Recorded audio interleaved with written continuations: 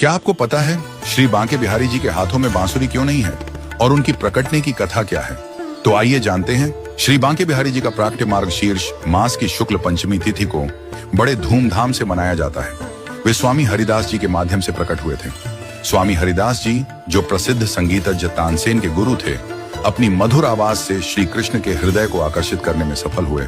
उन्होंने 12 साल तक निधिवन में भजन गाए और अपना पूरा जीवन बिहारी जी के चरणों में लगा दिया, जिससे श्री कृष्ण ने स्वयं श्री बांके बिहारी जी के रूप में प्रकट होने का निर्णय लिया। स्वामी हरिदास जी ने श्री कृष्ण और राधा जी के मिलनसार रूप को बांके बिहारी का नाम दिया।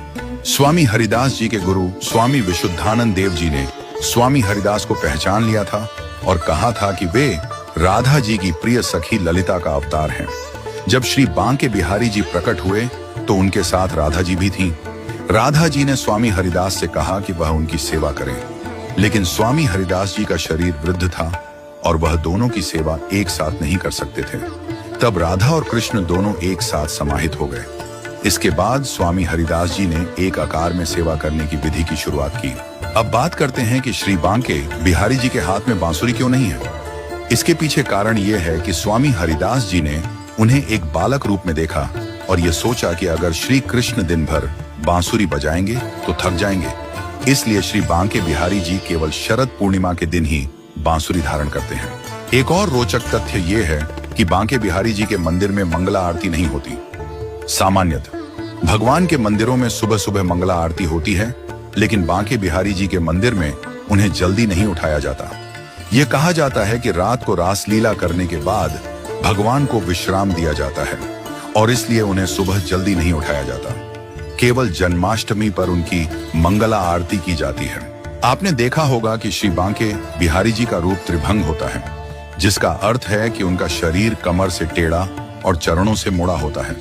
बांके का अर्थ है टेढ़ा और बिहारी का अर्थ है आनंद देने वाला। उनकी मूर्ति में एक विशेष आकर्षण होता है और इसे देखने के लिए भक्त बड़ी श्रद्धा से आते हैं। अक्षय तृतीया के दिन ही भक्तों को श्री बांके बिहारी जी के चरण कमलों के दर्शन होते हैं। इस दिन उनके पूरे शरीर के साथ साथ चरणों के दर्शन भी संभव होते हैं। मंदिर के गर्भगृह के सामने पर्दा लगा रहता है ताकि भक्तों की नजरें भगवान के चरणों से न टकरा जाएं। एक दिलचस्प कथा भी है कि एक भक्त जो भगवान के दर्शन कर लौट रहा था, भगवान के प्रति अपने प्रेम में रोने लगा। भगवान बांके बिहारी जी ने उसकी भावना को समझा और मंदिर के पर्दे के पीछे से उसकी श्रद्धा के अनुसार निकल पड़े। अगर ये दिलचस्प कथा आप सुनना चाहते हैं तो कमेंट बॉक्स में बांके बिहारी लाल की जय अवश्य लिखें।